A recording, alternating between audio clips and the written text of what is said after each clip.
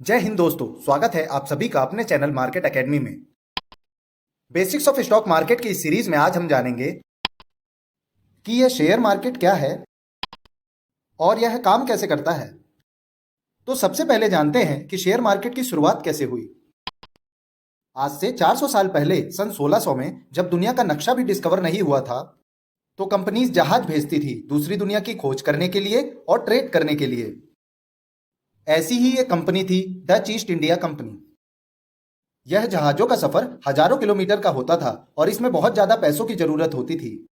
तो कंपनीज उस समय ओपनली ऑफर किया करती थी कि आओ हमारे जहाजों पर पैसा लगाओ, और जब जहाज दूसरे देशों से व्यापार कर वापस आएंगे तो वहां से जो भी पैसा कमा करके आएंगे उसका कुछ हिस्सा, कुछ शेयर आपको भी मिल जाएगा।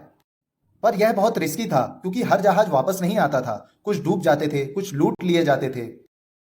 तो इन्वेस्टर्स अलग अलग 5-6 जहाजों पर पैसा लगाने लगे और इस तरह एक जहाज पर मल्टीपल इन्वेस्टर पैसा लगाते थे और इसी तरह शेयर मार्केट की शुरुआत हुई।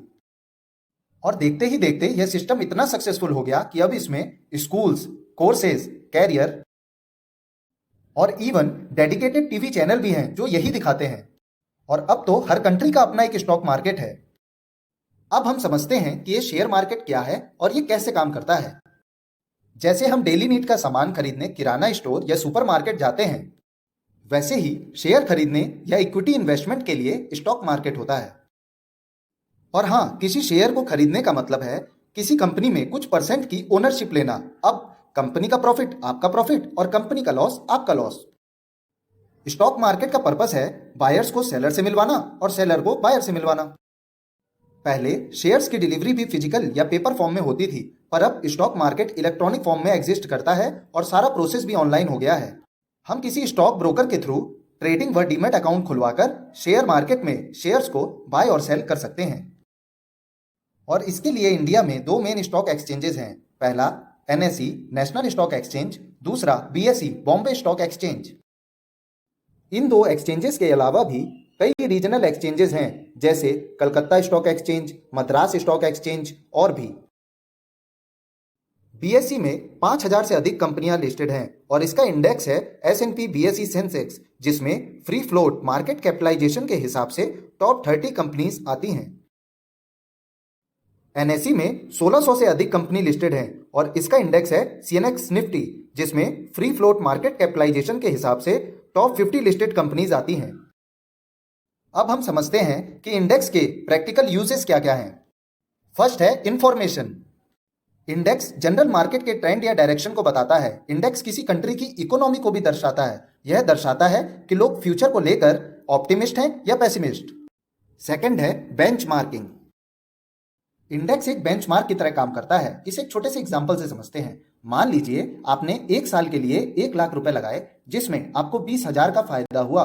मतलब अब आपके पास 1,20,000 रुपए हैं और आपने 20% प्रॉफिट लिया। ऐसे तो 20% प्रॉफिट काफी अच्छा प्रॉफिट है, पर उस दौरान निफ्टी में 10,000 पॉइंट से 13,000 पॉइंट तक का मूव आया। इसका मतलब है निफ्टी ने 30% का रिटर्न दिया। तो इसको बेंचमार्क मानकर आप पता लगा सकते हैं कि आपकी परफॉर्मेंस कैसी रही। यूजुअली लोगों का ऑब्जेक्टिव होता है कि वह इंडेक्स को आउट परफॉर्म करें। थर्ड है इंडेक्स ट्रेडिंग। इंडेक्स का सबसे ज्यादा यूज ट्रेडिंग के लिए होता है। मेजॉरिटी ऑफ ट्रेडर्स इंडेक्स में ही ट्रेड करते हैं। फोर्थ है पोर्टफोलियो हेजिंग।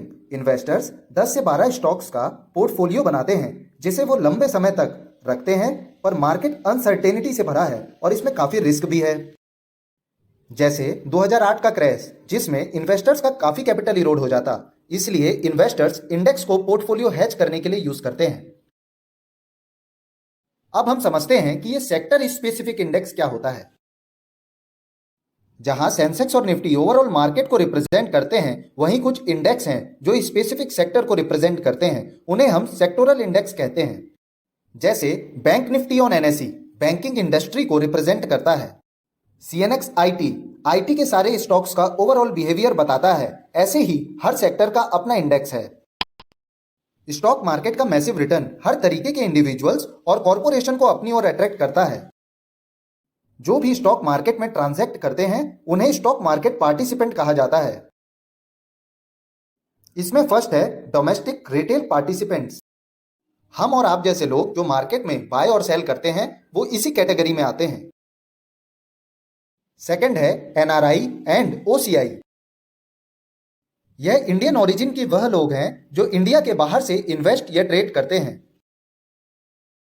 थर्ड है डोमेस्टिक इंस्टीट्यूशन। यह बड़े कॉरपोरेट एंटिटीज हैं जो इंडियन बेस्ड हैं, जैसे LIC, life insurance corporation of India. Fourth है डोमेस्टिक एसेट मैनेजमेंट कंपनीज, जिन्हें हम AMC भी कहते हैं। इसमें आती हैं म्यूचुअल फंड कंपनीज जैसे SBI mutual fund, DSP, HDFC, AMC और भी। फिफ्थ है फॉरेन इंस्टीट्यूशनल इन्वेस्टर्स, FIIs। इसमें नॉन इंडियन कॉरपोरेट्स आते हैं जैसे कि foreign AMCs, hedge funds, other foreign investors. अब हम समझते हैं कि स्टॉक या शेयर प्राइस चेंज कैसे और क्यों होता है। दुनिया में हर चीज का प्राइस डिमांड और सप्लाई पर निर्भर करता है। अब इसे एक एग्जाम्पल से समझते हैं। मान लीजिए कि एक घर की नीलामी चल रही है। आपको वह घर पसंद आता है और आप भी उसे खरीदना चाहते हैं, पर आपको पता चलता है कि 9 और लोग भी हैं जो उसी घर को खरीदना चाहते हैं। तो अब क्योंकि घर एक है और खरीदार 10, मतलब सप्लाई कम है और डिमांड ज्यादा, तो अब उस घर की बोली लगेगी और जो सबसे ज्यादा बोली लगाएगा घर उसका होगा। तो जब डिमांड ज्यादा और सप्लाई कम होती है तब प्राइस बढ़ने लगते हैं। वहीं अगर घर 10 हो और खरीदने वाला 1, तो सप्लाई ज्यादा है और डिमांड कम, तो प्राइस गिरने लगते हैं और खरीदार उस घर को बेस प्राइस या जो उसे सस्ते में देगा उससे खरीद लेगा। तो इसी तरह से शेयर प्राइसेस हों या फ्रूट्स या वेजिटेबल के प्राइसेस या फिर रियल एस्टेट के दाम, यह सब सप्लाई और डिमांड की वजह से ही बदलते रहते हैं। शेयर मार्केट क्या है, यह कैसे काम करता है और शेयर प्राइसेस कैसे चेंज होते हैं, यह सब समझने के बाद लगता है कि जब सब इतना प्रॉपर है तो लोग क्यों कहते हैं कि इसमें बहुत रिस्क है। इसके 3 मुख्य कारण हैं। पहला, रिस्क एपेटाइट पर ध्यान न देना। दूसरा, नॉलेज और गाइडेंस का ना होना। तीसरा, scandals and frauds. Scandals and fraud से आप सभी को याद आ रहा होगा हर्षद मेहता स्कैम 1992।